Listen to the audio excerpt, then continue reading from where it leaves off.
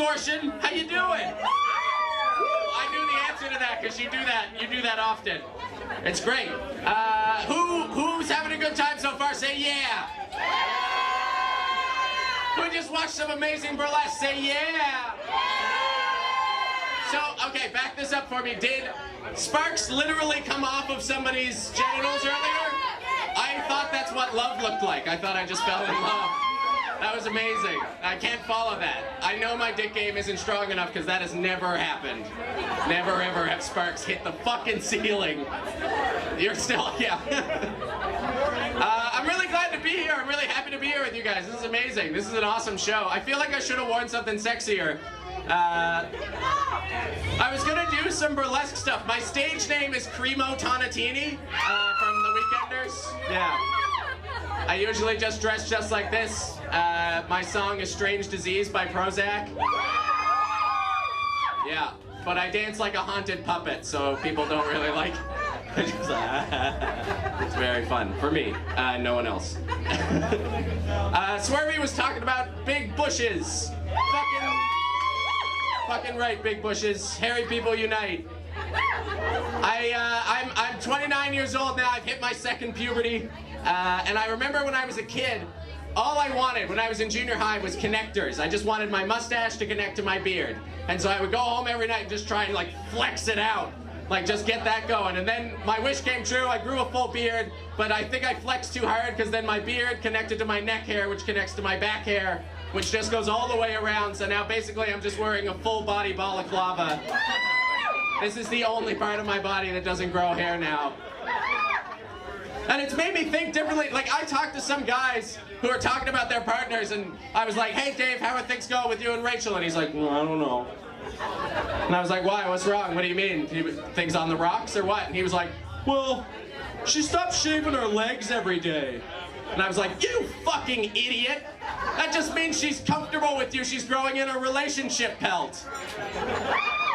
Like, I could fit 5 pencils in this guy's neck beard and he's complaining about hairy legs. I'd be concerned if my partner started shaving her legs every day. Like, we have an agreement. Like, my ass looks like 2, like, Cornish hens that you dropped in a barber shop. And I run baseball cards up and down her legs and it sounds like a motorcycle. That's our deal. It's great.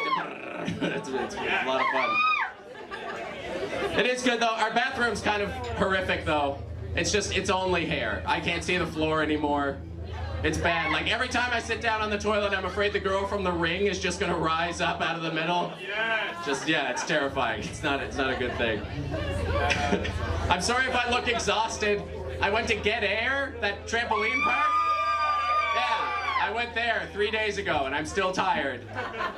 There's nothing. I have a different name, like an alternate name for Get Air. I think it should be called Everybody Dies. Have a bounce about it. I'm a 29-year-old man. I'm bouncing in there watching these 12-year-olds do flips. I bounced into a foam pit and I got stuck. I couldn't get out. I was too tired. I was just in the back drowning in foam. And all these other kids got impatient, so they started jumping in the foam as well. And it was like a birthday party, so they all got their picture taken for this birthday party. And they were all like, "Jeez," and I'm in the back like, "Please, get me out." Just behind all these smiling children, just sweating. I jumped off of something this high onto a trampoline, which is designed to be jumped on, and felt one of my vertebrae shatter. It just turned to dust inside my body. I'm 3 inches shorter now. It's insane. I've never had such a silent oxymoron as contemplating my own mortality while bouncing. You don't have to say a word.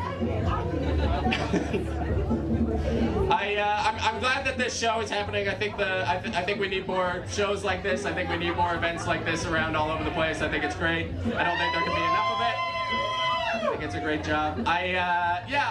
It's because we're talking about street harassment and stuff like that. So I remember just a little while ago on the radio, I think it was VOCM did a report and they were like, street harassment, good or bad? Which is like just amazing reporting, guys. Like, harassment is in the name. You said the word harassment and then asked if it was good or bad. And then all these people called in, and they were like, it's great. You know, imagine that, walking down the streets and people yelling compliments at you. And I was like, you're out of your fucking mind if you think that's compliments. Like, compliments, it's hardly ever even words. Like, it'll be somebody walking down the street, and then you'll have somebody fly by him doing 75 kilometers an hour, like, you're like a puppet. Like, that's not a compliment. It's fucking insanity. I got street harassed. A guy, not because of anything except for the fact that I look like this and I ride a bike, so everybody hates me. I was riding down the street on my bike. This is how I ride. It's adorable, very easy to make fun of. And I was riding my bike, and this guy flies past me in a red truck, right? And he rolls his window down, and he yells 3 words at me that I'll never forget. Right? He leans out the window and he just goes, nice dick, fag. And I was like, okay. Okay. This poor, confused man. Like, think about those words in succession. Just like, let those dance on your synapses. Like, what was he thinking? He was like, look at this idiot riding a bike like a haunted puppet. I'm gonna ruin his day. And then he rolled down the window. He was like, nice. No, wait, don't be nice. Be mean.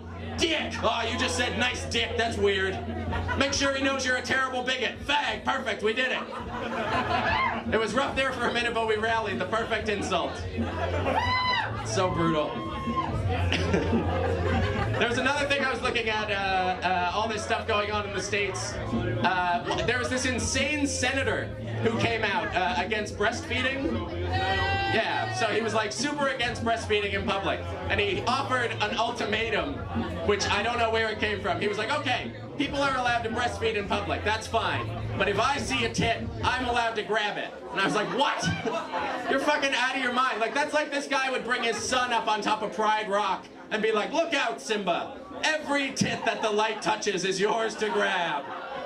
And he's like, what about those over there? And it's like, no, those are strip club tits. You're not allowed to touch those or a large man will throw you out of Tito's Tit Emporium and Putt-Putt Complex. Speaking from experience. Yeah, I think the biggest thing is like in schools, like there was that news report a while ago where the girl got thrown out, or she got sent home from her school because she was wearing a spaghetti strap top. Yeah. So I read that in the newspaper and I was like, edible clothes, get those out of our schools. But that wasn't what spaghetti strap tops were. So I went back and I re-researched it. But what they were saying was that her shoulders were too sexy to be in a classroom. And that's insane to me, because that means that principal had to go into his office and draft up an email like, Dear Mr. and Mrs. Johnson, your 13-year-old daughter is too sexy to exist in my school anymore. Me and the other adult male teachers have decided that your irresponsibly sexy daughter should be sent home until she can dress herself in a way that doesn't give us inappropriate boners. And he kept his job. The solution is not send this girl home. You put the principal in jail and you bury the jail. That's how that goes. Our sex ed is too shitty to have confusing things like that. Like, there's gonna be a bunch of kids sitting in class and they're gonna be like, wait a second, I'm not attracted to shoulders. Like, what's going on there? Like, a junior high boy's favorite thing to do is draw dicks all over other people's textbooks, right? Like all different shapes and sizes and colors, and then you're bringing them home trying to like turn them into rocket ships and dinosaurs and stuff like that.